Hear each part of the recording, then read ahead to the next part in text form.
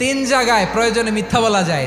এক নাম্বার, আপনার ওয়াইফকে খুশি করার জন্য, সে একটু এরকম না বলে একটু কৌশল করে বললে খুশি হবে, ওটা বলা যায়। দুই নাম্বার, জীবন মরণের ব্যাপার, জান বাঁচানোর জন্য একটু কৌশল করে ঘুরিয়ে বললেন, এটা জায়েজ। তিন নাম্বার, দুইজন ঝগড়া লাগছে, তাদেরকে মিলিয়ে দেওয়ার জন্য কৌশল করে একটু মিথ্যা বলা, ঘুরিয়ে বলা যায়। দুইজনের মধ্যে দেখলেন যে সম্পর্ক খারাপ, একজনরে বললেন, ভাই সে তো ওই দিন আপনার ব্যাপারে অনেক প্রশংসা। কি আমার ব্যাপারে প্রশংসা? কি বললো? এই বললো আপনি নাকি এই করছেন ওই করছেন, অনেক প্রশংসা। লোকটার মন খুশি হয়ে যাবে তার ব্যাপারে, ঠিক কিনা?